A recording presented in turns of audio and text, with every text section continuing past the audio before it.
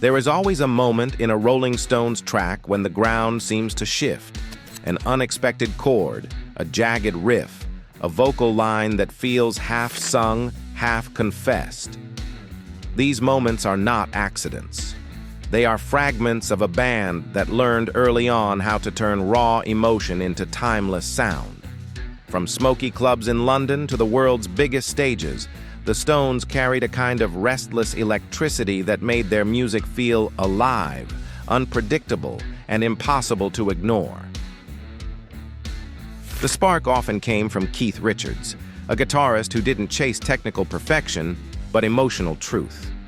The creation of Gimme Shelter is a perfect example, a dark, haunting riff discovered late at night while the world slept. It wasn't designed, it was unearthed, like a relic buried under instinct. That ability to channel feeling into sound without overthinking it became one of the Stones' greatest creative weapons.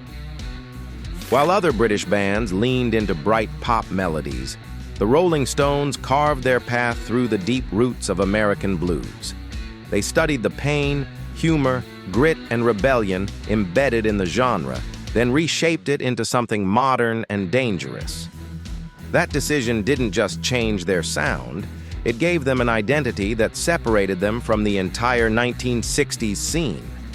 They weren't polite, they weren't cute, they were unapologetically real. Their studio sessions were legendary for chaos and brilliance. During the creation of Exile on Main Saint, they recorded inside the humid basement of Villanelle Cote, where wires hung like vines, amplifiers buzzed, and humidity warped everything. But they didn't run from the mess. They embraced it.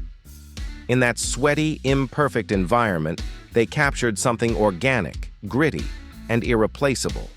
It proved that their genius didn't live in neatness, but in authenticity. Mick Jagger brought another form of brilliance, control through charisma.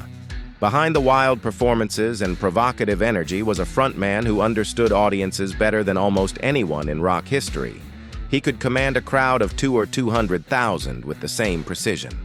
His voice wasn't about perfection, it was about attitude, storytelling, and emotional punch. Charlie Watts was the quiet heartbeat of the band, the calm in the storm.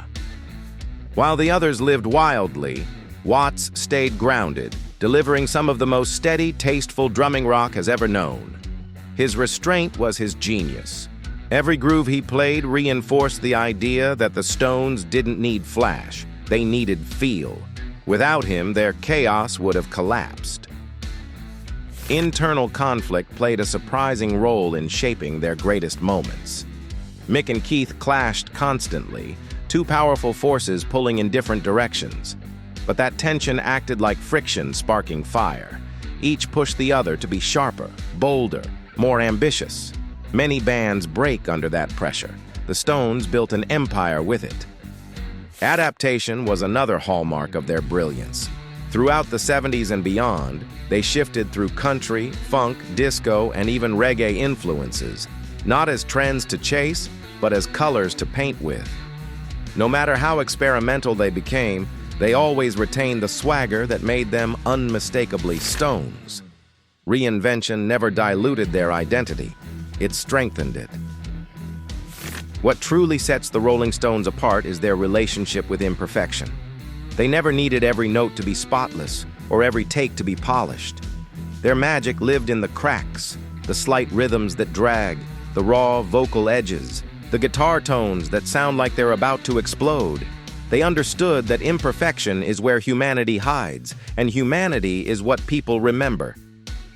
In the end, the genius of the Rolling Stones isn't just found in the riffs, the albums, or the records broken. It's found in their fearless commitment to truth.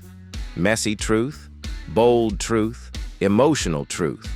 They captured life as it was, not as it should be, and turned it into soundtracks for generations. Long after trends fade and eras shift, the Stones remain because they never chased the moment. They became it.